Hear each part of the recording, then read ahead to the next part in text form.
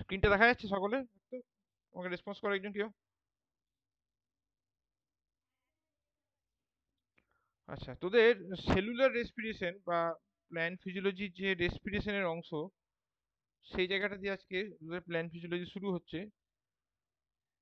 তো এখান থেকে কিন্তু সেমিস্টার 2 এবং অ্যাজ ওয়েল এজ যারা নিট বায়োলজির জন্য প্রস্তুতি নিচ্ছি সকলের ক্ষেত্রে কিন্তু খুবই ইম্পর্টেন্ট জায়গা। এখান থেকে দুটো কি তিনটে প্রশ্ন থাকেই। তো এখানে সেলুলার রেসপিরেশন, যেটা আমরা আগে অ্যানিম্যাল ফিজিওলজি বা হিউম্যান ফিজিওলজিতে পড়েছিলাম, সেটা হচ্ছে আমরা বলে থাকি ফিজিক্যাল রেসপিরেশন। মানে সেখানে কিন্তু শুধুমাত্র গ্যাসের আদান প্রদান ঘটবে, অন্য কোনো খাদ্যবস্তু বা অন্যান্য যে সকল আহ, বিক্রিয়া বা ইত্যাদি যে বিষয়গুলো চলবে তার সঙ্গে কোনো তার সম্পর্ক নেই। একমাত্র ওই কার্বন ডাইঅক্সাইড ট্রান্সপোর্টের সময় যে আমরা কার্বনারিক অ্যানাইড্রিসের দ্বারা যে বিক্রিয়াটুকু দেখেছি ওইটুকু বাদ দিয়ে। কিন্তু যখন আমরা সেলুলার রেসপিরেশনের জায়গায় আসবো তখন কিন্তু আমরা মূলত ডিল করব কি নিয়ে, না জারণ নিয়ে। জারণ বা অক্সিডেশন। কার কার এর মধ্যে আছে? কার্বোহাইড্রেট, প্রোটিন, লিপিড, এর সাথে কিন্তু নিউক্লিক অ্যাসিড এটাও পড়ে। তো তোদের এখানে প্ল্যান্ট ফিজিওলজির অংশ হিসেবে দিয়েছে ঠিকই জিনিসটা, কিন্তু এটা কিন্তু সকল জীবন্ত কোষ বা সজীব কোষের জন্য অ্যাপ্লিকেবল, প্রযোজ্য। সেটা উদ্ভিদ বা প্রাণী যাই হোক না কেন, বা মানুষ বা অন্যান্য প্রাণী যাই হোক না কেন। তাহলে এখানে সেলুলার বলছে এই কারণে সমস্ত যে বিক্রিয়াগুলো ঘটছে এখানে অক্সিডেশন মানে কিন্তু আমি বলতে চাইছি ব্রেকডাউন, অর্থাৎ ভেঙে যাওয়া। বা জারণ বলতে বলতে চাইছি ভেঙে যাওয়া কোনো খাদ্য বস্তু বা খাদ্য মৌলের ভেঙে যাওয়াকে আমরা কিন্তু এখানে বোঝাতে চাইছি। তো যেখান থেকে কি হবে না এটিপির দ্বারা শক্তি উৎপন্ন হবে,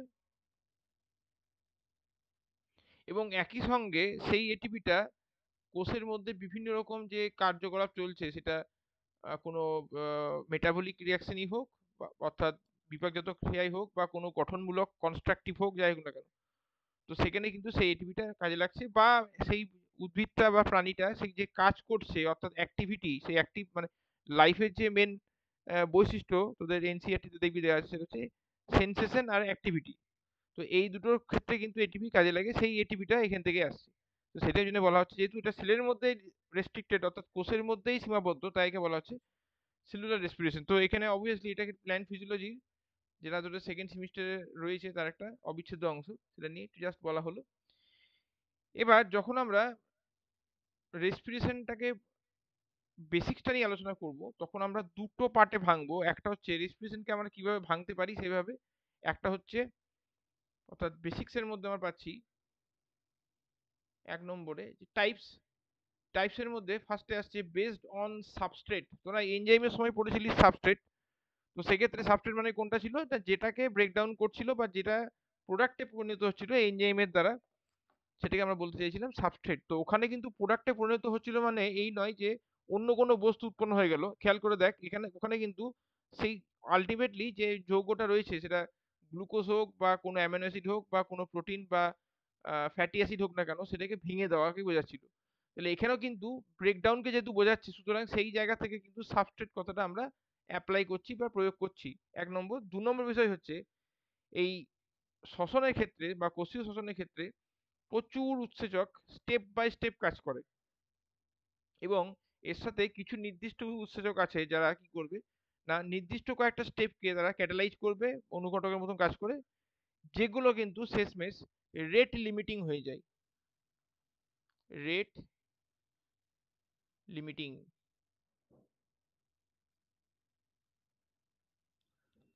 খেয়াল করে দেখ আমরা বলি না যে কোনো একটা খাদ্যবস্তু কিনতে গেলাম বা কোনো একটা জামা কাপড় কিনতে গেলাম, তার রেট কত, রেট মানে কি এখানে বলা হতে হয় যে দামটা। তো এখানে কিন্তু দামের সঙ্গে সঙ্গে আরেকটা জিনিসকে বোঝাচ্ছে কি না কত গতিতে বিক্রিয়াটা চলবে, বা তার সীমাবদ্ধতাকে লিমিট করতে পারছি কিনা, আটকাতে পারছি কিনা, বা কন্ট্রোল করতে পারছি কিনা, বা নিয়ন্ত্রণ করতে পারছি কিনা, তাকে আমরা বলে থাকি কি না রেট লিমিটিং। তো সেক্ষেত্রে কিছু উৎসেচক থাকবে যারা কি ওই সমস্ত বিক্রিয়াগুলোর মধ্যে যারা গোটা বিক্রিয়াটাকে নিয়ন্ত্রণ করবে বা নিয়ন্ত্রক কন্ট্রোলার। আর কিছু উৎসেচক থাকবে যারা কি করবে প্রথম দিকে যে সাবস্ট্রেটটা রয়েছে তাকে প্রাথমিকভাবে ভাঙবে, এবং পরবর্তী ক্ষেত্রে যাতে পুনরায় ওই সাবস্ট্রেটটা ওই গঠনমূল মানে ভেঙে যাওয়ার পরে যে বস্তুগুলো উৎপন্ন হলো বা বিক্রিজাত পদার্থগুলো থেকে যাতে এটা ফিরে না পাওয়া যায়, সেই স্তরে গিয়ে কিন্তু সেই সাবস্ট্রেটটাকে ভাঙতে থাকবে। অর্থাৎ সাপোজ ধর মনে করি আমরা যদি গ্লুকোজ নিয়ে কথা বলি, যেহেতু গ্লুকোজ নিয়ে এত কেন কথা বলা হয়, গ্লুকোজটা ইজিলি অ্যাভেলেবেল সেলের মধ্যে। আর গ্লুকোজের যে অক্সিডেশন অর্থাৎ জারণ, সেটা কিন্তু বোঝা এবং বোঝানো সব থেকে সহজ। তো গ্লুকোজটাকে যখন আমরা ভাঙি গ্লাইকোলাইসিসে, আসছি একটু পরে, তো তখন কিন্তু স্টেপ বাই স্টেপ টোটাল আমরা 10টা রিয়েকশনকে নিয়ে আমরা ডিল করি। তার মধ্যে প্রথম 5টা হচ্ছে গ্লুকোজকে এমনভাবে ভাঙবে যাতে করে পুনরায় আবার গ্লুকোজ তৈরি করার একটা সম্ভাবনা থাকে। কিন্তু পরবর্তী ক্ষেত্রে যখনই সেই বিক্রিয়া প্রথম 5টা স্টেপ পেরিয়ে গেল, পরবর্তী ক্ষেত্রে কিন্তু সেই বাকি অংশগুলো থেকে সরাসরি গ্লুকোজকে কিন্তু সিনথেসাইজ বা নতুন করে তাকে আমরা পেতে পারি না।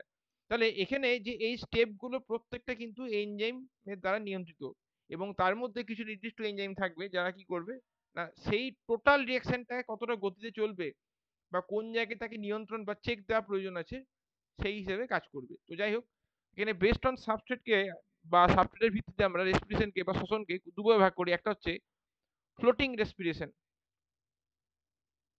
বা অনেক সময় বাংলা বলা হয়, চেষ্টা করি সেটা ইংরেজিতেই করার, ভাসমান শ্বসন। তো ভাসমান থেকে বলো ফ্লোটিং বলাই ভালো, যেখানে only glucose as substrate, glucose ব্যতীত অন্য কোনো যে জৈব অণু সেটা আসবে না। এবার গ্লুকোজের সাবস্টিটিউট কি হতে পারে? ফ্রুক্টোজ,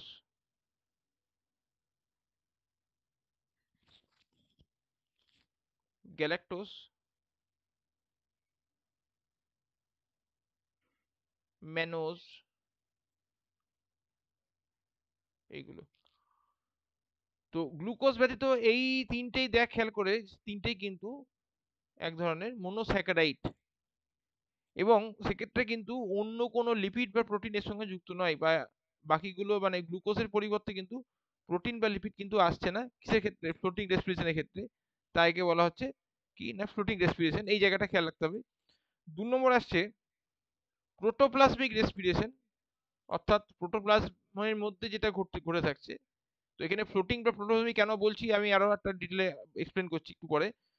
তো এখানে কিন্তু প্রোটিন এবং ফ্যাট উভয়ই কিন্তু সাবস্ট্রেট হিসেবে ব্যবহার হয়। কেন? না যখন গ্লুকোজ এর ঘাটতি আছে, খেয়াল করবি কথাটা, মানে ঘাটতি আছে অর্থাৎ ডেফিসিয়েন্সি, গ্লুকোজ নেই মানে অ্যাবসেন্ট, দুটো কিন্তু এক নয়। তুই ক্লাসে আসিস না, দ্যাট ইজ অ্যাবসেন্ট। তুই ক্লাসে মাঝে মধ্যে আসিস মানে কি রিয়েলি প্রেজেন্ট, বা আমরা বলতে পারি কি ঘাটতি, মানে সেই স্টুডেন্টের ক্লাসের প্রতি একটা ঘাটতি বা অনীহা দেখা যাচ্ছে, কিন্তু আসে না তা কিন্তু নয়। তাহলে দুটো সেন্স মানে কিন্তু পাল্টে যাবে, একটু পরে দেখতে পাবি। তাহলে ফ্লোটিং কেন বলা হচ্ছে না, গ্লুকোজটা কিন্তু ইট ক্যান ফ্লোট, অর্থাৎ গ্লুকোজের মধ্যে মানে গ্লুকোজ অক্সিডাইজ হওয়ার জন্য যে বিভিন্ন স্টেপ অফ রিয়াকশন বা বিভিন্ন প্যাটার্ন অফ রিয়াকশন, সেগুলো কিন্তু কখনো হচ্ছে সাইটোপ্লাজমে, কখনো হচ্ছে মাইটোকন্ড্রিয়ায়, অর্থাৎ একে অপরের সাথে কিন্তু একে অপরের প্রতি নির্ভরশীল। কিন্তু প্রোটোপ্লাজমিক যখন বলছি এটা কিন্তু রেস্ট্রিক্টেড হয়ে যাচ্ছে। ফ্লোট মানে কি ভেসে যাওয়া, প্রোটোপ্লাজমের মধ্যেও কিন্তু ওখানে কিন্তু জল আছে, অর্থাৎ সাইটোপ্লাজম অংশ কিন্তু প্রোটোপ্লাজমেও আছে। কিন্তু এক্ষেত্রে কিন্তু প্রোটিন এবং ফ্যাট সরাসরি তাদের যে প্রোডাক্ট সেটা সরাসরি অন্য কোনো অঙ্গাণুতে মাইটোকন্ড্রিয়া ব্যতীত ঢুকতে পারে না, কিন্তু গ্লুকোজের ক্ষেত্রে পারে। যেমন ধর গ্লুকোজ যখন ভাঙছে, সেক্ষেত্রে গ্লুকোজের সঙ্গে একটা প্রোডাক্ট তৈরি হয়, একে বলা হয় গ্লুকোজ 6 ফসফেট, সেখান থেকে তৈরি হয় ফ্রুক্টোজ 6 ফসফেট। এই যে ফ্রুক্টোজ 6 ফসফেট, এটা থেকে কিন্তু গ্লুকোজ 6 ফসফেট পাওয়ার একটা একটা সম্ভাবনা থাকে। আবার একই সঙ্গে ফ্রুক্টোজ 6 ফসফেট কিন্তু অন্য একটা জায়গায় কাজে লাগছে, সেটা কি পারক্সিমেল বা পারক্সিজমের মধ্যে যে কম্পোনেন্ট তৈরি করা, অর্থাৎ সেল মানে পারক্সিজমের যে তোর যে ওয়ালটা রয়েছে, অর্থাৎ সেল ওয়াল যে মতন যেটা রয়েছে, পর্দাটা রয়েছে, সেটা তৈরি করতে কাজে লাগছে। তাহলে এক্ষেত্রে গ্লুকোজ নিজে অ্যাজ এ হোল, ও কিন্তু আবার দেখ অন্যদিকে যদি গ্লুকোজের শেষ জায়গাটা বলি, অর্থাৎ পাইরুভিক অ্যাসিড, গ্লাইকোলাইসিসের শেষ প্রোডাক্ট হচ্ছে পাইরুভিক অ্যাসিড। তাহলে পাইরুভিক অ্যাসিড যখন আবার ফার্দার বা পরবর্তী ক্ষেত্রে আবার জারিত হতে হবে, সেটা দুভাবে হতে পারে। সেটা যদি অক্সিজেনের আধিক্য থাকে তাহলে সে ঢুকে যাবে মাইটোকন্ড্রিয়ায়, যদি না থাকে সেটা কিন্তু সাইটোপ্লাজমেই জারিত হবে। তাহলে কিন্তু প্রোটিন ফ্যাটের ক্ষেত্রে এটা কিন্তু রেস্ট্রিক্টেড হয়ে যায় শুধুমাত্র সাইটোপ্লাজম এবং মাইটোকন্ড্রিয়ার মধ্যে, অন্য কোনো অঙ্গাণু কিন্তু কি হয় না মানে অংশগ্রহণ করবে না, বা অন্যভাবে বলতে গেলে সহজে আদান প্রদান ঘটবে না। কোনো কোশ্চেন থাকলে বল।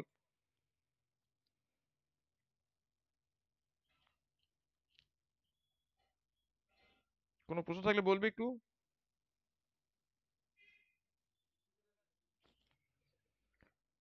নেক্সট আসছি, based on supply or availability of oxygen, অর্থাৎ অক্সিজেন আছে কি নেই, মানে সোজা কথায় O2 এর উপস্থিতি বা অনুপস্থিতি,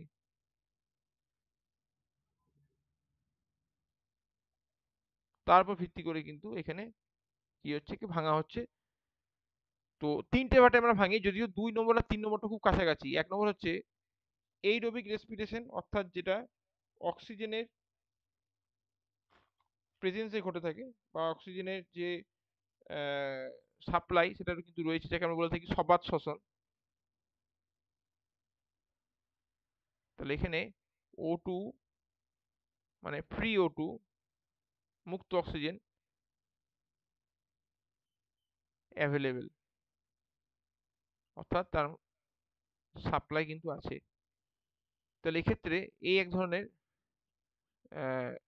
রেসপিরেশন বা শ্বসন হতে পারে, ডিটেলে পরে আসবো। 2 নম্বর হচ্ছে অ্যানারোবিক রেসপিরেশন, অর্থাৎ অবাত শ্বসন। এখানে কিন্তু ফ্রি O2 নেই, তার পরিবর্তে কিন্তু অক্সিজেনের অক্সিজেনের যৌগ রয়েছে, যেমন নাইট্রোজেন ডাইঅক্সাইড বা নাইট্রিক অক্সাইড এগুলো, বা ওই যেগুলো থেকে তোর ওই মিথেন টিথেন তৈরি হয়, সেগুলো মিথেন সালফার ব্যাকটেরিয়া ইত্যাদি বিষয়গুলো। তো ওখানে কিন্তু ফ্রি O2 গল্প থাকছে না, সেখানে কোনো বলে রাখছি আমরা অ্যানারোবিক। আর এই অ্যানারোবিকের খুব একটা সমার্থক কাছাকাছি শব্দ হচ্ছে ফার্মেন্টেশন বা সন্ধান, ফার্মেন্টেশন বা সন্ধান প্রক্রিয়া। তো এক্ষেত্রে কিন্তু দুটোই খুব কাছাকাছি, যদি একটু পার্থক্য আছে খেয়াল করবি। ফার্মেন্টেশনের ক্ষেত্রে কিন্তু O2-র কোনো গল্পই থাকে না, অর্থাৎ সেই ফার্মেন্টেশনে যে যে পরিবেশে ফার্মেন্টেশন ঘটছে বা সন্ধান ঘটছে, সেই পরিবেশ কিন্তু পুনরায় অক্সিজেন যুক্ত অ্যাটমসফিয়ারে বা পরিবেশে ফিরতে পারে না।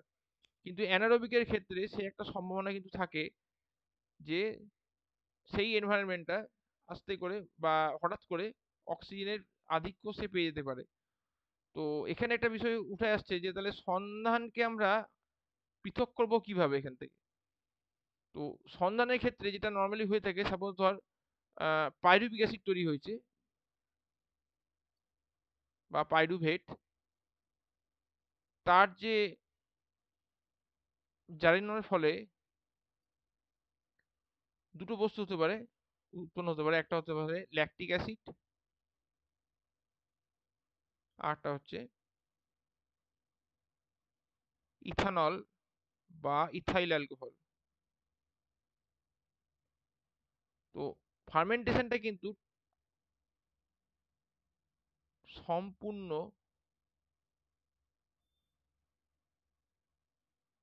O2 বিহীন, এর সঙ্গে কিন্তু অক্সিজেনের মুক্ত বা বদ্ধ অক্সিজেনের কোনো সংযোগই নেই। কিন্তু এখানে অ্যানারোবিকের ক্ষেত্রে ফ্রি O2 নেই ঠিকই, কিন্তু কিন্তু অক্সিজেনের যৌগ বা অক্সিজেন জাত বস্তু কিন্তু এখানে অক্সিজেনের মতো ক্রিয়া করতে পারে, যেটা এরোবিকের ক্ষেত্রে হয়েছিল। তাই অ্যানারোবিক থেকে কিন্তু এরোবিকে একটু ঘুরে আসার একটা সম্ভাবনা থাকে। কিন্তু ফার্মেন্টেশনের মাধ্যমে যখনই ল্যাকটিক অ্যাসিড বা এখানে ইথানল তৈরি হয়ে যাচ্ছে, এই দুটো যৌগের কিন্তু ওই এইরোবিক পরিবেশে, অর্থাৎ সবাত শ্বসনের পরিবেশে যদি থেকে আবার অক্সিজেনের সাপ্লাই আনা হয়, সে কিন্তু আর ফার্দার ল্যাকটিক অ্যাসিড বা ইথানল উৎপন্ন হওয়া বন্ধ হয়ে গিয়ে পাইরুভেট আবার পুনরায় ওই এরোবিকের দিকে যেতে চাইবে না। তো এখানে কিন্তু এই জায়গাটুকুই একটু জাস্ট সূক্ষ্ম পার্থক্য, বাকি কিন্তু মেজর পার্থক্য এই দুটোর মধ্যে কিছু নাই। যদিও আমরা ভাগ করি কিসের ভিত্তিতে, না শেষ যে যৌগটা উৎপন্ন হচ্ছে তার ভিত্তিতে আমরা ফার্মেন্টেশনকে বা সন্ধানকে আলাদা করে দিই, আর অ্যানারোবিক বা অবাত শ্বসনকে আমরা আলাদা করে পড়ে থাকি। দেখ কোনো প্রশ্ন থাকলে বল এখানে। সবাই যোগ হয়নি, বাকিগুলো কোথায়? স্ক্রিনটা দেখা যাচ্ছে ঠিক মতন আজকে?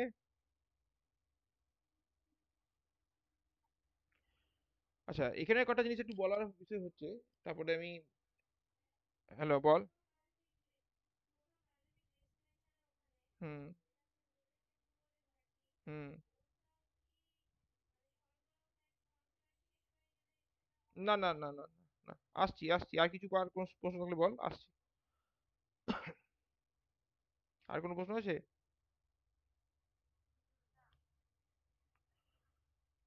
দেখ, আমাদের মেটাবলিজমে বা আমাদের যে বিপাক চলছে শরীরে, তিনটে যৌগ মেন বা তিনটে জৈব অণু মেন, একটা হচ্ছে কার্বোহাইড্রেট, একটা হচ্ছে প্রোটিন, একটা হচ্ছে ফ্যাট। তো যদি আমরা ধাপে ধাপে দেখি যে কোনটাকে ছেড়ে কোনটার দিকে শরীর আমাদের যাত্রা করছে বা কোষ যাত্রা করছে জারণের জন্য, যেখান থেকে সে শক্তি উৎপন্ন করতে পারে, তার মধ্যে সবার আগে আসে কার্বোহাইড্রেট। তো কার্বোহাইড্রেট কে অনেক সময় জন্য বলা হয় প্রোটিন স্পেয়ারার বা ফ্যাট স্পেয়ারার ফুড, অর্থাৎ যদি কারোর ডায়েটে প্রোটিন বা ফ্যাট না থাকে, শরীর কিন্তু সেই কার্বোহাইড্রেট থেকে কিছু পরিমাণ প্রোটিন ফ্যাট তৈরি করতে সক্ষম, এবং একই সঙ্গে প্রোটিন ফ্যাট থেকে যে এনার্জিটা পায় সেটা কিন্তু কার্বোহাইড্রেট দ্বারা সাপ্লিমেন্টেড বা প্রতিস্থাপিত হয়ে যাওয়ার একটা প্রবণতা দেখা যায়। এবার ঘটনা হলো যে গ্লুকোজ বা কার্বোহাইড্রেটের শর্টেজ কখন হবে। তো শর্টেজ হতে পারে দুটো ক্ষেত্রে। এক হতে পারে শরীরের মধ্যে গ্লাইকোজেন, যেটা আমরা বলে থাকি স্টোরড কার্বোহাইড্রেট, অর্থাৎ সঞ্চিত কার্বোহাইড্রেট আমাদের দেহে, প্রাণী দেহে এবং উদ্ভিদের ক্ষেত্রে সেটা হচ্ছে স্টার্চ, তার যদি ঘাটতি দেখা যায়, এক নম্বর। দু নম্বর হচ্ছে উদ্ভিদের ক্ষেত্রে সালোক সংশ্লেষের দ্বারা গ্লুকোজ উৎপন্ন কম হলো, কিংবা প্রাণীর ক্ষেত্রে সে গ্লুকোজ জাত খাদ্য অর্থাৎ কার্বোহাইড্রেট জাত খাদ্য কম নিচ্ছে বাইরে থেকে।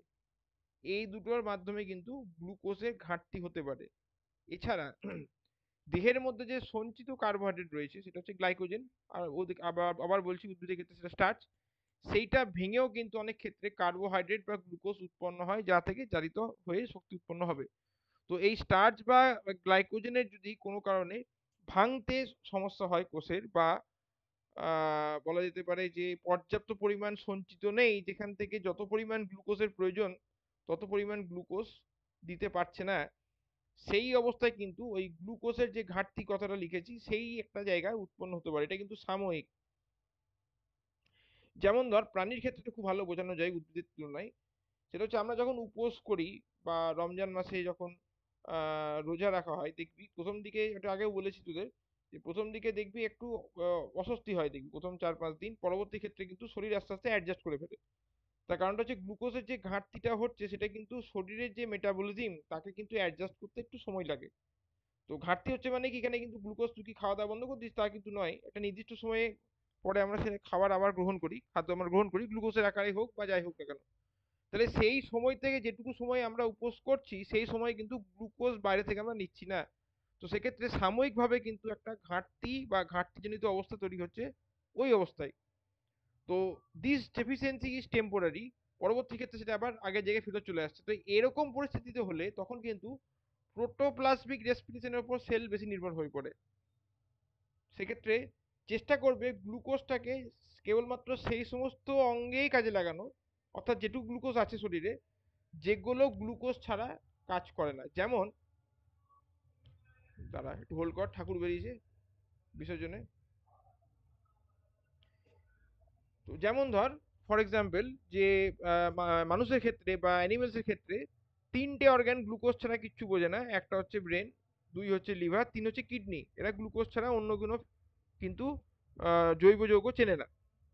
কিন্তু অন্যান্য যে সমস্ত অঙ্গগুলো তারা কিন্তু প্রোটিন বা ফ্যাট থেকে কিছুটা হলেও গ্লুকোজ তারা কিন্তু সঞ্চয় করতে, মানে তৈরি করতে পারে। উল্টো দিকে যদি আমরা উদ্ভিদের ক্ষেত্রে যাই, উদ্ভিদের ক্ষেত্রে কিন্তু যে কলাটি অর্থাৎ জাইলেম কলা, যে সবসময় খাদ্য বা খাদ্য বলছি, যে সবসময় রসের উৎসের সঙ্গে যুক্ত, সেই কোষগুলো অর্থাৎ জাইলেম বাহিকার যে কোষগুলো তারা কিন্তু গ্লুকোজ ছাড়া অন্য কোনো জৈব যৌগের উপর সরাসরি নির্ভরশীল হতে পারে না গ্লুকোজ ছাড়া। তাহলে এই ধরনের কোষের ক্ষেত্রে গ্লুকোজের ঘাটতি হলে কিন্তু তারা কি করবে, প্রোটিন বা ফ্যাটের দিকে যাবে না। যারা একমাত্র গ্লুকোজের ঘাটতিতেও কাজ করতে পারে তারাই কিন্তু প্রোটোপ্লাজমিক রেসপিরেশন বা প্রোটোপ্লাজমিক শ্বসনের দিকে ঝুঁকবে, অর্থাৎ প্রোটিন বা ফ্যাট থেকে সাবস্ট্রেট হিসেবে কাজ লাগিয়ে সেই কিন্তু কি করবে না, শক্তি উৎপন্ন করবে। আচ্ছা, এখানে যেটুকু বলার, নেক্সট স্লাইডে যাওয়ার আগে সেটুকু বলে দিই, যদি কোনো কোশ্চেন থাকে তারপরে আবার শুনছি। তো এখানে পাইরুভিক অ্যাসিড যেটা উৎপন্ন হচ্ছে, পাইরুভিক অ্যাসিড যেটা উৎপন্ন হচ্ছে বা পাইরুভেট বলা যায়, সেটা কিন্তু কার্বোহাইড্রেট থেকেও আসছে, সেটা কিন্তু প্রোটিন থেকেও আসছে, আবার লিপিড থেকেও আসতে পারে। আবার উল্টো দিকে পাইরুভেট থেকেও কিন্তু কার্বোহাইড্রেট উৎপন্ন হতে পারে, কিছু নির্দিষ্ট লিপিড এবং কিছু নির্দিষ্ট প্রোটিন বা অ্যামাইনো অ্যাসিড উৎপন্ন হতে পারে, সবগুলো ক্ষেত্রে নয় কিন্তু। তাহলে পাইরুভিক অ্যাসিড বা পাইরুভেট এটা কিন্তু এটাকে আমরা বলে থাকি সেন্ট্রাল, এটা আমরা বলে থাকি, একটু লিখে রাখবি, সেন্ট্রাল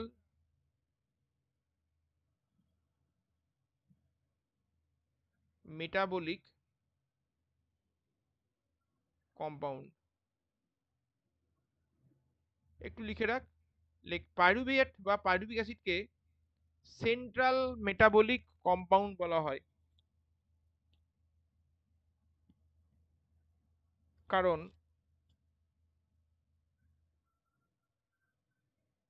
এই যৌগ থেকে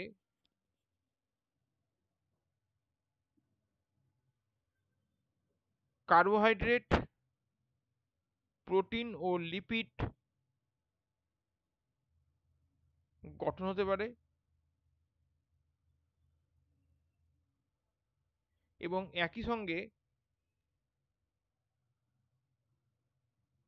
কার্বোহাইড্রেট, প্রোটিন ও লিপিড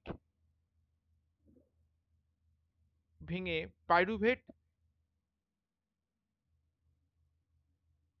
বা পাইরুভেট জাত অ্যাসিটাইল কোয়ের মাধ্যমে, অ্যাসিটাইল কোয়ের মাধ্যমে সম্পূর্ণ জারিত হয়ে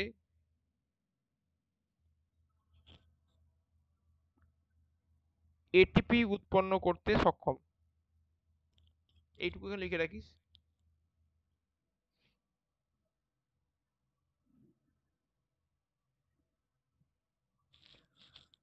বেশ, কোনো কোয়ারি থাকলে বল, নেক্সট স্লাইডে যাবো, আর দুটো স্লাইড আছে আপাতত আজকের ক্লাসে।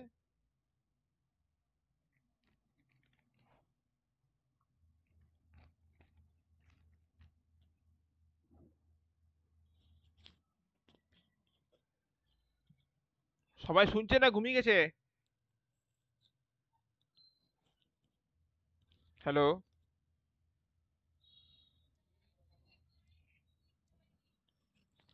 কি বলছিস?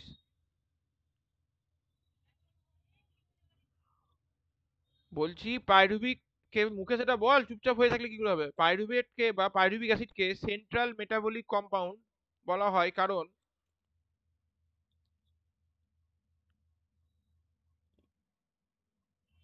এই যৌগ থেকে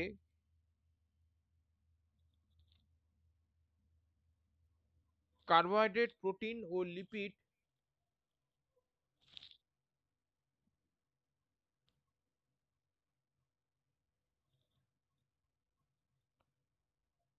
উৎপন্ন হতে পারে,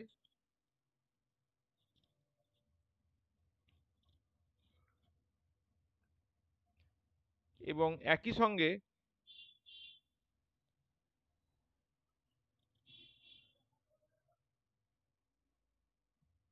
পাইরুভেট বা পাইরুভেট জাত অ্যাসিটাইল কোয়ের মাধ্যমে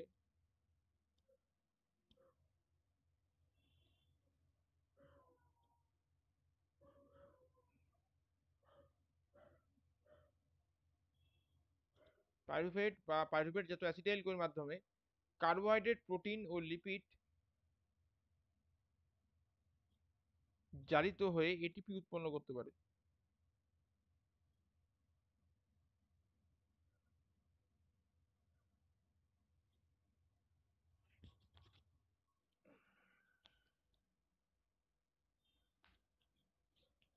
বেশ, এবার নেক্সট স্লাইডে যাচ্ছি।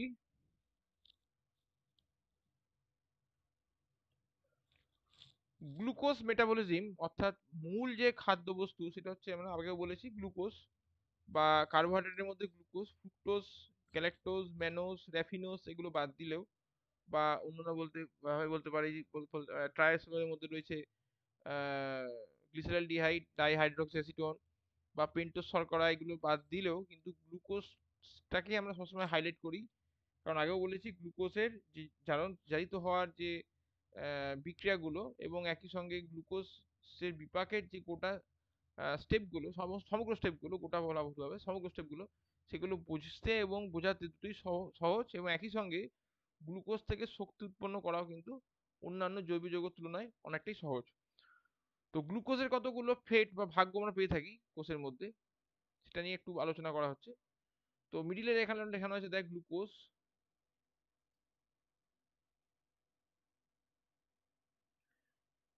তো একদিকে আসছে, ফার্স্টে আসছে আমি স্টোরেজে, এটাকে যদি 1 নম্বর ধরে নিই, অর্থাৎ সঞ্চিত, সঞ্চয় করা, তাহলে গ্লুকোজ কিন্তু স্টোর হতে পারে গ্লাইকোজেন, স্টার্চ, সুক্রোজ। অর্থাৎ গ্লাইকোজেন হচ্ছে প্রাণী ক্ষেত্রে, আর এই দুটো হচ্ছে উদ্ভিদের ক্ষেত্রে। তাহলে এটা হচ্ছে কিন্তু স্টোরেজ পদ্ধতি, অর্থাৎ গ্লুকোজ কোষের মধ্যে প্রবেশ করলেই সে কি করবে না, কোষ তাকে আগে সঞ্চিত করার চেষ্টা করবে। 2 নম্বর আসছে অক্সিডেশন ভায়া, ভায়া মানে মাধ্যমে, গ্লাইকোলাইসিস।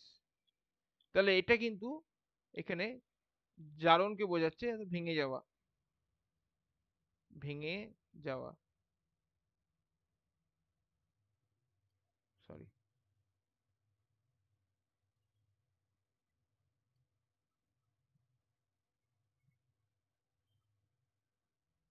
এখানে কিন্তু ভেঙে যাওয়াকে বোঝাচ্ছে বা ব্রেকডাউন। তাহলে পরবর্তী ক্ষেত্রে পাইরুভেটের কি কি এবার ভাগ্য, সেটা আমি পরে আসছি। তাহলে একটা হলো কি স্টোরেজ, 2 নম্বর হলো অক্সিডেশন ভাই গ্লাইকোলাইসিস, অর্থাৎ গ্লাইকোলাইসিসের মাধ্যমে ভেঙে যাওয়া। 3 নম্বর হচ্ছে, খেয়াল কর, অক্সিডেশন ভায়া পেন্টোজ ফসফেট পাথওয়ে, একে আমরা বলে থাকি PPP pathway, pentose phosphate pathway. এটা নতুন জিনিস জানছিস, 9-10 9 পর্যন্ত ছিল না। যেখান থেকে রাইবোজ 5 ফসফেট তৈরি হয়, এটা কিন্তু রাইবোজ সুগারটা কোথায় কাজে লাগে, নিউক্লিক অ্যাসিডে। তাহলে এক্ষেত্রে কিন্তু নিউক্লিক অ্যাসিড সংশ্লেষের দিকে যাবে, নিউক্লিক অ্যাসিড সংশ্লেষ বা সিনথেসিস। ইউটিউবে দেওয়ার সময় যদি এখন কিছু মিসিং হয় ওখান থেকে কিন্তু লিখে নিবি দেখে দেখে, এই জায়গাগুলো কাজে লাগবে কিন্তু পরে। তাহলে রাইবোজ 5 ফসফেট, এটা 3 নম্বর একটা স্টেপ, যেটা গ্লুকোজ কোষের মধ্যে প্রবেশ করার পর গ্লুকোজকে নিয়ে সেল করতে পারে। সেটা হচ্ছে পেন্টোজ ফসফেট পাথওয়ে বা পেন্টোজ ফসফেট স্টেপের মাধ্যমে কি করতে পারে, রাইবোজ 5 ফসফেটে পরিণত করলো, যা নিউক্লিক অ্যাসিড সিনথেসিস বা নিউক্লিক অ্যাসিড সংশ্লেষে কাজে লাগে। আর 4 নম্বর হলো যে synthesis of structural polymer. Polymer মানে অনেকগুলো গঠন নিয়ে বলা হয়েছে এগুলো। স্ট্রাকচারাল মানে কি, গঠনগত কোনো পলিমার উৎপন্ন করছে। তার মধ্যে খুব কমন হচ্ছে এক্সট্রা সেলুলার ম্যাট্রিক্স, অর্থাৎ কোষ বহির্ভূত যে ম্যাট্রিক্সটা, এবং সেল ওয়াল। খেয়াল কর, কোষ পর্দা এবং কোষ প্রাচীরের মধ্যে গ্লুকোজ বা গ্লুকোজ জাত কিছু বস্তু থাকে, যেগুলোকে আমরা বলে থাকি গ্লাইকোক্যালিক্স। লিখে রাখবি, গ্লাইকোক্যালিক্স। এগুলো কিন্তু সব কার্বোহাইড্রেট জাত পলিস্যাকারাইড দ্বারা কি হয়েছে গঠিত। তাহলে এক্ষেত্রে এই স্ট্রাকচার এগুলো কিন্তু, যেহেতু পলিস্যাকারাইডের কথাটা আসছে, সুতরাং এটা একটা পলিমার, অর্থাৎ মনোস্যাকারাইডের পলিমার। তাহলে এই 4 নম্বর স্টেপে কি হচ্ছে না, কোষ বহিস্থ ম্যাট্রিক্স, অর্থাৎ কোষের বাইরে, অর্থাৎ সেটা সাইটোপ্লাজমে হোক, এই সরি সেটা কোষ পর্দা হোক বা কোষ প্রাচীর হোক, তার বাইরে কিছু গঠন উৎপন্ন করতে সাহায্য করে বা তৈরি করতে সাহায্য করে। তার সঙ্গে কি মূলত রয়েছে কোনটা, পলিস্যাকারাইড জাতীয়, যেটাকে আমরা বলে থাকি চলতি কথায় গ্লাইকোক্যালিক্স, বুঝছে, বা বলা হয় গ্লাইকো কনজুগেট। নামগুলো প্রথম শুনছিস, ওই খুব ধীরে ধীরে বলছি, গ্লাইকো কনজুগেট। কনজুগেট মানে যৌগ, সোজা কথায়। তাহলে গ্লাইকো কথাটা যখনই আসছে তোমাদের সেখানে কার্বোহাইড্রেট আছে। তাহলে এই হচ্ছে মূল 4টে ভাগ্য গ্লুকোজ কোষে প্রবেশ করার পরে। তো মূলত খেয়াল করবি 1 আর 2টা আগে হবে, 3, 4 পরে হবে। তাহলে স্টোরেজ এবার বলতে হবে যে বলা যেতে পারে যে 1 আর 2 এর মধ্যে কোনটা বেশি ভাইটাল। এখানে কিন্তু এটা কিন্তু আপেক্ষিক রিলেটিভ, অর্থাৎ কোন কোষের মধ্যে কি প্রয়োজন আছে, অর্থাৎ কার্বোহাইড্রেট কি সঞ্চিত করার প্রয়োজন আছে, নাকি তখনই ভেঙে পাইরুভিক অ্যাসিডের দ্বারা শক্তি উৎপন্ন বা এটিপি উৎপন্ন করার প্রয়োজন আছে। এর উপর ডিপেন্ড করছে যে সেই গ্লুকোজ কোষে ঢোকার পরে বা প্রবেশ করার পরে সেটা স্টোরেজে যাবে, অর্থাৎ সঞ্চয় হবে 1 নম্বর ধাপে যাবে, নাকি 2 নম্বর জারণ হয়ে যাবে। আচ্ছা, গ্লুকোজ কোষের মধ্যে ঢোকে কেন, একটা কোশ্চেন, কিসের দ্বারা ঢোকে বা প্রবেশ করে?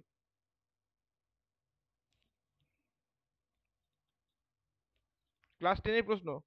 গ্লুকোজ গ্লুকোজ কিসের মাধ্যমে কোষের মধ্যে প্রবেশ করে বা কিসের সাহায্যে?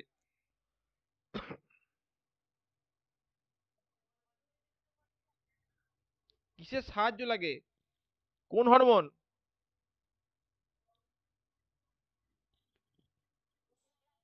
এই গ্লাইকোজেন হরমোন, ইনসুলিন, কারেক্ট।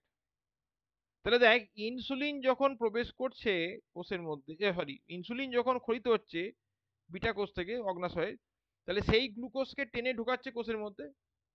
এবার সে স্টোরেজে যাবে না, দেখ এইদিকে তোর গ্লাইকোলাইসিসে যাবে, দুটোই কিন্তু কি না ইনসুলিনের ওপর নির্ভরশীল, অর্থাৎ ইনসুলিনের ঘনত্ব কিরকম আছে। একই সঙ্গে আরেকটা হরমোন যুক্ত থাকে যে গ্লুকোজ তৈরি করতে পারছে কিনা, অর্থাৎ ওই যে সঞ্চিত যে কথাটা বললাম, অর্থাৎ স্টোরেজ। তাহলে সেক্ষেত্রে গ্লাইকোজেন বা স্টার্চ বা সুক্রোজ থেকে ভেঙে সে গ্লুকোজ উৎপন্ন করতে পারছি কিনা, আর একটা হরমোনের উপর নির্ভরশীল, সেটা হচ্ছে কি, সেটা কি ছিল, গ্লুকাগন। তাহলে এর সঙ্গে কিন্তু দুটো হরমোন দুটো হরমোন গোটা বিষয়টার সঙ্গে খুব ভালোভাবে যুক্ত। একটা হচ্ছে ইনসুলিন, আরটা হচ্ছে গ্লুকাগন। যদিও একটা হরমোন অন্যের বিপরীতে কাজ করে। আর এর সঙ্গে একটা বাড়তি হরমোনের সঙ্গে যুক্ত হয়, সেটা হচ্ছে কি, থাইরক্সিন। এগুলো একটু খেয়াল রাখিস, অবশ্যই যদি সেটা অ্যানিমেল হয় বা আমরা বলা বলা যেতে পারে হিউম্যান হয়, হিউম্যান বডি যদি হয়। এটা কিন্তু প্ল্যান্টের ক্ষেত্রে দেখা যায় না। যাই হোক, এবার এই পাইরুভিক অ্যাসিড বা পাইরুভেটের ভাগ্য দুটো। এক নম্বর, O2 আছে, তাহলে সে চলে যাবে একটা পদ্ধতিতে। আরটা হচ্ছে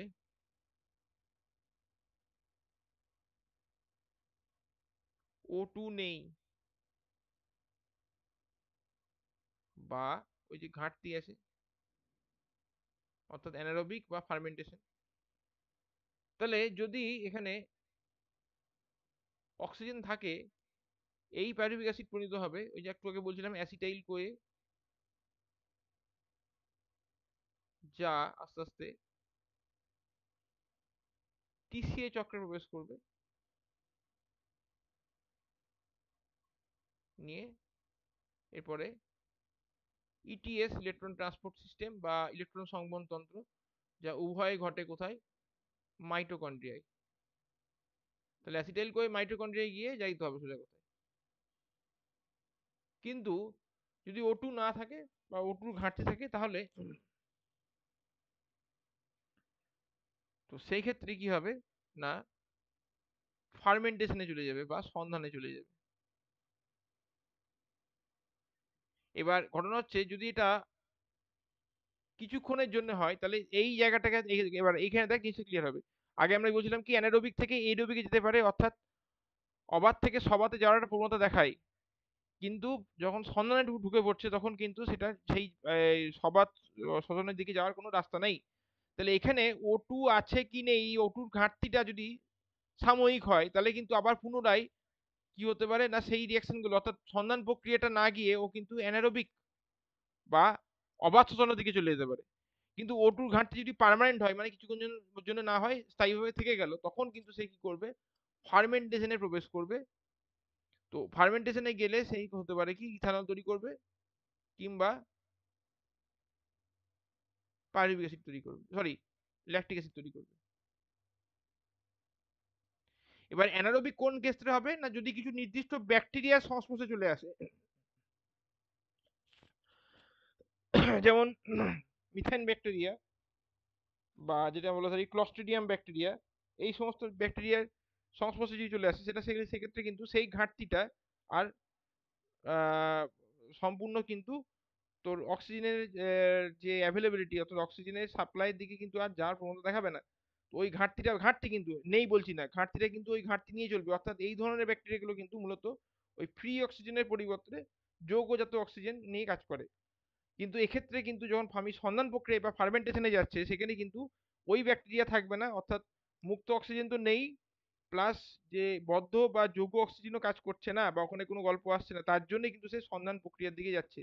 তাহলে এই হলো, যদি গ্লুকোজ থেকে পাইরুভিক অ্যাসিড বা পাইরুভেট উৎপন্ন হয়, তার যে ভাগ্য, এই হচ্ছে এই দুটো, দুটো দুটো ভিন্ন ভিন্ন অবস্থায়। কোনো প্রশ্ন থাকলে বল।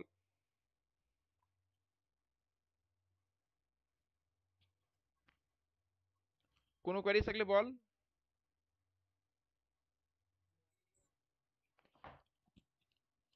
আচ্ছা, যখন আমরা এইরোবিক রেসপিরেশন নিয়ে বলছি, অর্থাৎ সবাত শ্বসন নিয়ে বলছি,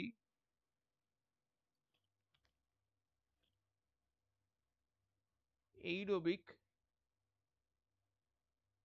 বা সবাত শ্বসন, অ্যাকচুয়ালি কিন্তু তারই তিনটে ধাপ হচ্ছে: গ্লাইকোলাইসিস,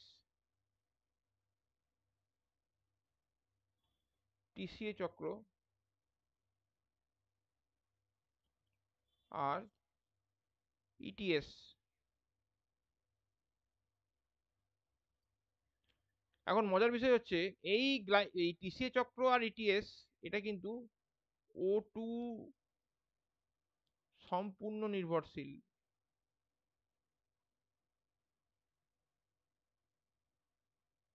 সম্পূর্ণ নির্ভরশীল।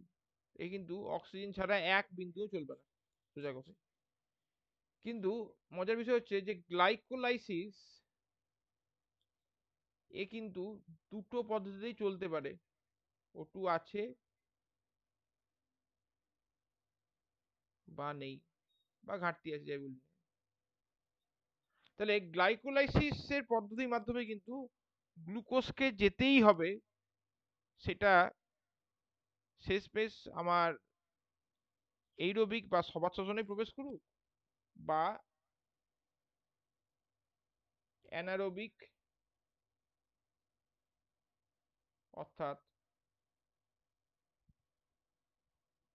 অবাত শ্বসনে প্রবেশ করুক, বা সন্ধান প্রক্রিয়াতেই যাক না কেন, যেদিকেই যাক, গ্লাইকোলাইসিস কিন্তু পেরোতেই হবে। এই গ্লাইকোলাইসিস কিন্তু সবার জন্যই কমন, খেয়াল করবি। আবার বলছি, এরোবিক রেসপিরেশন বা সবাত শ্বসনের তিনটে ধাপ: গ্লাইকোলাইসিস, টিসিএ চক্র, ইটিএস। এর মধ্যে টিসিএ চক্র, ইটিএস অক্সিজেন সম্পূর্ণ, এর উপর, এই দুটো হচ্ছে অক্সিজেনের উপর সম্পূর্ণ নির্ভরশীল। অর্থাৎ বিক্রিয়া শুরু হওয়ার শুরুতেই যদি অক্সিজেনের ঘাটতি হয়ে যায় বা অক্সিজেন ওখান থেকে অ্যাবসেন্ট হয়ে যায়, মানে নিয়ে অনুপস্থিত হয়ে যায়, তাহলে কিন্তু টিসিএ সাইকেল এবং ইটিএস একসাথে বন্ধ হয়ে যাবে, টোটাল টোটাল স্টপেজ। এর সঙ্গে কিন্তু ওই মুক্ত, এই সরি, ওর সঙ্গে কিন্তু যৌগ অক্সিজেন বা আসবে কি আসবে না এর কোনো সম্পর্ক নেই, অক্সিজেন নেই, প্রসেস স্টপ। কিন্তু গ্লাইকোলাইসিস যে পদ্ধতিটা, সেখানে কিন্তু অক্সিজেনের উপস্থিতিতে চলতে পারে বা অনুপস্থিতিতে, অর্থাৎ সবাত, অবাত বা সন্ধান প্রক্রিয়া তিনটের ক্ষেত্রে কিন্তু কমন যে জায়গাটা, সেটা হচ্ছে কিন্তু গ্লাইকোলাইসিস। এইটা কিন্তু নিটের প্রশ্ন হতে পারে, যে তিন ধরনের রেসপিরেশনের মধ্যেও কোন পাথওয়েটা কমন, সেটা হচ্ছে গ্লাইকোলাইসিস। অর্থাৎ গ্লাইকোলাইসিসের স্টেপ না পার করলে গ্লুকোজ না যেতে পারবে সবাত শ্বসনের দিকে, না যেতে পারবে অবাত শ্বসনের দিকে, না যেতে পারবে সন্ধান প্রক্রিয়ার দিকে। ঠিক আছে, মাথা একদম পরিষ্কার ভাবে ঢুকিয়ে নিবি। তো কাজে কাজে গ্লাইকোলাইসিসকে ওই জন্য অনেক সময় অনেক টেক্সট বই বা অনেক অথাররা বলে কি, this is the anaerobic breakdown of glucose, অর্থাৎ গ্লুকোজের অ্যানারোবিক, অর্থাৎ অবাধভাবে ভেঙে যাওয়ার একটা একটা কিন্তু পাথওয়ে বা ধারাপথ, সোজা কথায়। তাহলে এক্ষেত্রে যদিও আমরা এটাকে অবাধ দিয়ে চালিয়ে দিই অনেক সময়, কিন্তু এটা কিন্তু অবাধ বা সবাধ সন্ধান কারোরই নয়, সকলের। তো সেই বলে হয় না যে সকলেরই আর কি সঙ্গে মানিয়ে চলে, সেরকম বিষয়টা। তো without glycolysis all the reactions of aerobic, anaerobic or fermentation will stop, মানে এগুলো কিন্তু হবে না। ঠিক আছে, দেখ কোনো প্রশ্ন থাকলে থাক বল, নাহলে আমি গ্লাইকোলাইসিসে ঢুকবো আজকে। আজকের ওটা ওই গ্লাইকোলাইসিস টপিকটা স্টেপ কটা দিয়েই আজকের ক্লাস শেষ হবে। বল, কোনো জিজ্ঞাসা থাকলে বল এখানে।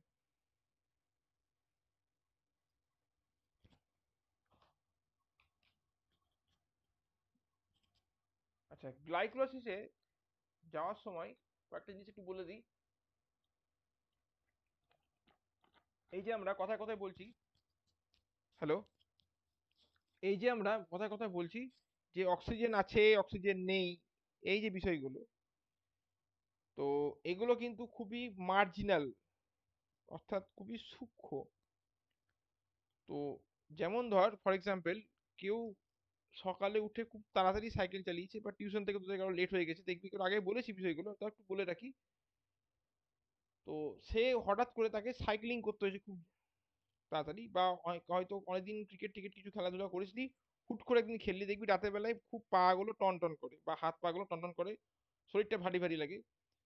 তাহলে এক্ষেত্রে কিন্তু খেয়াল কর, আমরা নর্মাল লাইফস্টাইল বা তুই নর্মাল লাইফস্টাইল যেটা নিয়ে তুই চলছিলিস, অর্থাৎ স্বাভাবিকভাবে টিউশন যাচ্ছিলিস, স্কুল যাচ্ছিলিস, এটসেট্রা এটসেট্রা, যাই করিস না কেন, তো এটা কিন্তু নর্মাল পদ্ধতিতে চলছিল। যখনই হঠাৎ করে তোর শক্তির প্রয়োজন আকস্মিকভাবে বেড়ে গেল হঠাৎ করে, অর্থাৎ অল্প সময়ে বেশি শক্তি চাই, তখন কিন্তু গ্লাইকোলাইসিস, টিসিএ চক্র, ইটিএস হয়ে শক্তি উৎপন্ন করতে কিন্তু অনেক সময় লাগে। সেই তুলনায় কিন্তু সন্ধান প্রক্রিয়া বা অ্যানারোবিক মাধ্যমে কিন্তু শক্তি উৎপন্ন করা তুলনামূলকভাবে অনেক সহজ, যদিও সবাত শ্বসনের তুলনায় কিন্তু অবাত শ্বসন বা সন্ধান প্রক্রিয়ায় শক্তি উৎপন্ন হওয়ার যে পরিমাণ অনেক অনেক অনেক কম হয়েছে। তাহলে সেক্ষেত্রেও শরীরকে বা আমাদের বডিকে সন্ধান প্রক্রিয়ার দিকে, আমাদের বডির সন্ধানটাই হয়, অ্যানারোবিকটা জেনারেলি হয় না। তো সন্ধান প্রক্রিয়া বিশেষ করে পেশিতে আর কি, তো সন্ধান প্রক্রিয়ার উপর নির্ভরশীল হতে হয় বাধ্যতামূলকভাবে। কেন না, হঠাৎ করে পেশির উপর মধ্যে কিন্তু চাপ পড়েছে, যাতে করে সে তার মধ্যে অধিক পরিমাণ এটিপি প্রয়োজন, অর্থাৎ তুই হঠাৎ করে সাইকেলিং করছিস বা ছোটাছুটি করছিস বা খেলাধুলা করছিস, তো সেই অবস্থায় কিন্তু কি হয়েছে না, শক্তির যে যোগান সেটা কিন্তু হঠাৎ করে কম ছিল, হঠাৎ করে বেড়ে গেছে। তাহলে এক্ষেত্রে সেই পেশিগুলো বা সেই পেশিকোষগুলো তাকে সন্ধান প্রক্রিয়ায় যেতে হবে, তারা কিন্তু ল্যাকটিক অ্যাসিড উৎপন্ন করবে। সেই ল্যাকটিক অ্যাসিডটার জন্যই কিন্তু আমাদের ওই যে পেন যেটা হয়, ব্যথা যেটা হয়, সেটাই অনুভব হয়। সকালবেলায় দেখবি এই ল্যাকটিক অ্যাসিড টা আর সেই পরিমাণ নেই, অর্থাৎ ব্যথা সেরকম নেই। যদি রাতের বেলায় খুব ভালো ঘুম হয়, অর্থাৎ পেশির যে কোষগুলো সম্পূর্ণ বিশ্রামে থাকে, তাহলে দেখবি ল্যাকটিক অ্যাসিড এর যে পেনটা সেটা কিন্তু সকালে উঠে আর নেই। তার কারণ ল্যাকটিক অ্যাসিড পুনরায় কিন্তু অন্য যৌগে পরিণত হয়ে যায়। এটা নিয়ে আসবো পরে অন্য সময়। তাহলে এক্ষেত্রে এই যে গ্লাইকোলাইসিস পদ্ধতিটা নিয়ে বলছিলাম যে সন্ধান প্রক্রিয়ার মাধ্যমে যেতে পারে বা সবাত শোষণ বা অবাত শোষণে যেতে পারে, এটা কিন্তু একটা এক্সাম্পল যে আমাদের বডিতে কিন্তু গ্লাইকোলাইসিস সুইচ ওভার করতে পারে। সুইচ ওভার মানে কি, কখনো সবাত শোষণের দিকে যাবে অর্থাৎ যখন অক্সিজেন আছে, কখনো কিন্তু সন্ধান প্রক্রিয়া বা অবাত শোষণের দিকেও আসতে পারে যখন অক্সিজেন নেই। অবাত শোষণ মূলত আমাদের পেশিতে হয় না, কিছু ইন্টেস্টাইনাল ব্যাকটেরিয়া অর্থাৎ অন্তে কিছু ব্যাকটেরিয়া এই অ্যানারোবিক রেসপিরেশন বা অবাত শোষণের মাধ্যমে কিন্তু কি করে না, শক্তি উৎপন্ন করে। যাই হোক, আমরা ফার্স্ট স্টেপটাই আসছি, যেটি গ্লাইকোলাইসিস। গ্লাইকোলাইসিসে টোটাল 10টা স্টেপ প্রথমেই বললাম,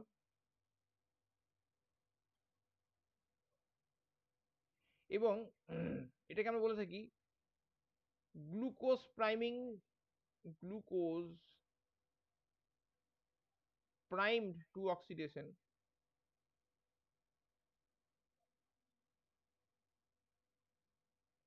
প্রাইমড মানে কি, টার্গেট করা। আমরা ইয়ে করি না, ওই যে আহ, কি বলবো, দিওয়ালে সে প্রাইমার রং ব্যবহার করি না মেন রং করার আগে, দেখবি। তো প্রাইমার ওখানে কেন বলছি না, প্রাথমিক বা তাকে টার্গেট করা হচ্ছে, দেওয়ালটাকে আমি প্রাইমার রং লাগাচ্ছি বা কোনো লোহার দরজায় বা কাঠের দরজায় আমি প্রাইমার রং লাগাচ্ছি, তার উপর কিন্তু আসল রংটা বা যে রংটা গ্লেজ দেবে সেটা আমরা ব্যবহার করছি। তাহলে এখানে কিন্তু গ্লুকোজকে প্রাইমড করা হচ্ছে, যে তোকে ঠেলে পাঠানো হচ্ছে যে তুই অক্সিডেশনে যা, সেটাকেই তাকেই আমরা বলে থাকি গ্লাইকোলাইসিস। গ্লাইকোলাইসিস কথাটা আসছে, গ্লাইকিস মানে হচ্ছে সুইট, লাইসিস মানে হচ্ছে ব্রেকডাউন। তাহলে গ্লাইকিস অর্থাৎ মিষ্টি জিনিসের ভেঙে যাওয়াকে আমরা বলছি গ্লাইকোলাইসিস। তো এর মধ্যে পাঁচটা পাঁচটা স্টেপ, যদিও আমি এখানে সব স্টেপ কোটা একসাথে দেখিয়েছি, তারপরে আমি ভেঙে ভেঙে বলছি। তো টোটাল 10টা স্টেপের মধ্যে পাঁচটা একটা কাজ করে, বাকি পাঁচটা অন্য কাজ করে। অর্থাৎ প্রথম পাঁচটা কি করবে, এটিপি কে ভাঙবে, ATP breakdown.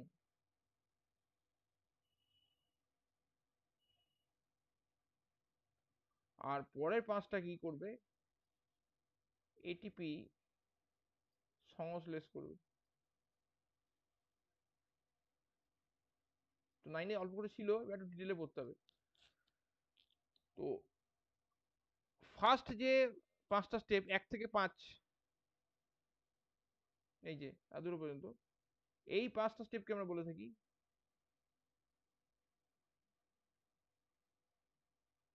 Preparatory phase, preparatory phase.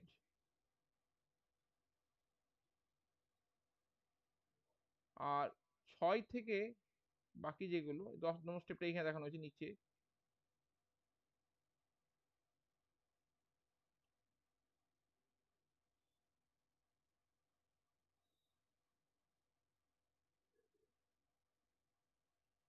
এটা স্টেপ মিসিং আছে, এটা এখানে 10 হবে। আমি অন্যটা ভালো ছবি তুলে দিয়ে দেবো, সেখান থেকে করবি বা টেক্সট বই করতে পারিস, অসুবিধা কিছু নাই।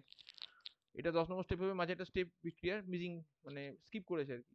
তাহলে এই 6 থেকে 10 হচ্ছে, কেমন বলা কি, পে অফ ফেজ। আমি ডিটেল রিয়াকশনে আজকে যাব না, জাস্ট আইডিয়াটা দিই, তার কারণ এখানে ছবিটা ইনকমপ্লিট আছে আর কি। তো একটু বলে রাখি, এখানে দেখ প্রিপারেটরি ফেজ কেন বলছি, প্রিপারেশন নিচ্ছে। এই যে বললাম না গ্লুকোজকে প্রাইম করা হচ্ছে ভাঙার জন্য, একটু আগে বললাম। তাহলে এখানে গ্লুকোজকে টার্গেট করা হচ্ছে ভাঙার জন্য, অর্থাৎ কিভাবে ভাঙবে না পরবর্তী ধাপগুলো দিয়ে ভাঙবে। তাহলে যেখানে কি হবে না এমন একটা দশা আসবে যেখানে গিয়ে গ্লুকোজকে আমি আর ফেরত পাবো না ওই এই স্টেপগুলোর মাধ্যমে। তো তাই জন্য বলা হচ্ছে প্রিপারেটরি ফেজ। এবং একই সঙ্গে দেখ 2 অণু এটিপি ব্যবহার হয়ে যাচ্ছে, এই একটা, এই একটা। তার জন্যে এই 2 অণু এটিপি ব্যবহার হয়ে যাওয়ার জন্য কিন্তু এখানে এটাকে আমরা বলে থাকি অনেক সময় এনার্জি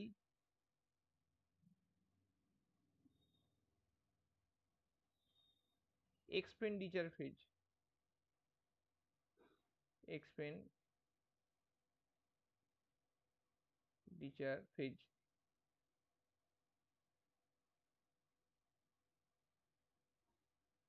তাহলে এখানে এনার্জি এক্সপেন্ডিচার ফেজ কেন বলছি না 2 অণু এটিপি ব্যয় হয়ে যাচ্ছে। আর প্রিপারেটরি ফেজ কেন বলছি না গ্লুকোজকে পরবর্তী ধাপের দিকে ঠেলে দেওয়া হচ্ছে যাতে করে সে সম্পূর্ণ জারিত হয়, পুনরায় তাকে ফিরে না পাওয়া যায়।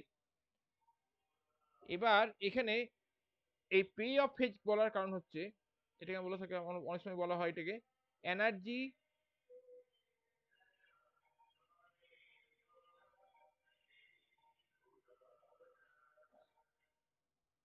Harvesting phase.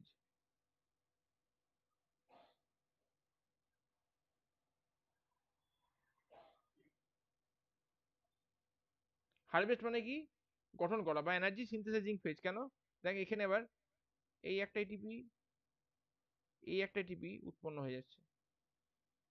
তাহলে প্রশ্ন হতে পারে যে 2 অণু চলে গেল, 2 অণু তৈরি হলো, তাহলে লাভটা কি হলো। তো লাভের লাভ বা ক্ষতির বিষয়টা পরে আলোচনা হবে।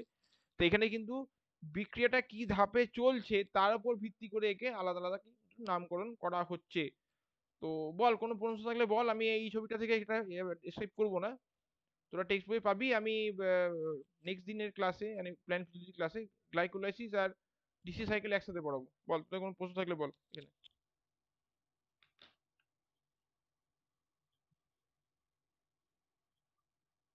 হ্যালো, কোনো কোয়েরি থাকলে বল।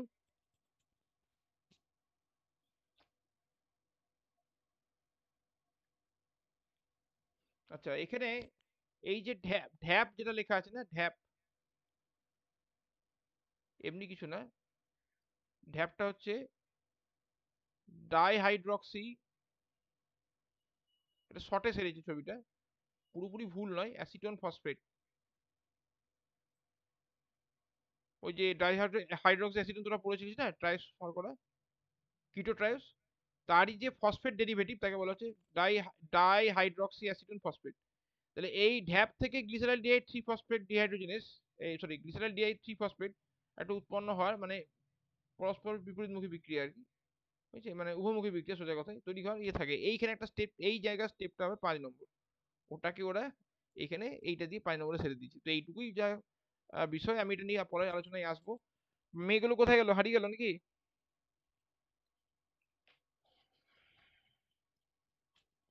হ্যালো, তাসনিম, সুবর্ণারা কোথায় সব?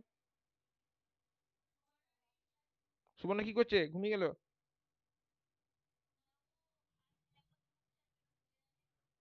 না ওরকম করলে তো হবে না। ও ভাবছে কি এবারও স্টেজ মেকআপ করে দেবো নাকি সেকেন্ড সেমিস্টারে গিয়ে। যাই হোক, তো ইউটিউব ভিডিওতে পেয়ে যাবে। তো গ্লাইকোলাইসিসের স্টেপটা তোরা একটু টেক্সট বই দেখতে পারিস। আমি নেক্সট দিনের যে ক্লাস, অর্থাৎ নেক্সট স্যাটারডে, সেদিন আমি এটা নিয়ে আলোচনা করবো। ওই দিন গ্লাইকোলাইসিস যে যে যে স্টেপ সেইগুলো, প্লাস গ্লাইকোলাইসিস কিভাবে নিয়ন্ত্রিত হয়, যেটা তোদের গ্লাইকোলাইসিস স্টেপটা তোরা 9 অল্প করে পড়েছিস, কিন্তু গ্লাইকোলাইসিসের নিয়ন্ত্রণ এবং গ্লাইকোলাইসিস কেন গুরুত্বপূর্ণ সেই জায়গাটা নিয়ে আলোচনা হয়নি তখন, বা তখন সেই সিলেবাসে ছিল না। একই সঙ্গে টিসিএ চক্রের ক্ষেত্রেও কিন্তু গ্লাইকোলাইসিস টিসিএ চক্র একসাথে পড়াতে হবে, তার কারণ টিসিএ চক্রটাও কিন্তু সবাত শ্বসনের একটা ভাইটাল অংশ, যেখানে কিন্তু যার দ্বারা কিন্তু অধিকাংশ জৈব যৌগ জ্বালানোর দিকে যায়। বল।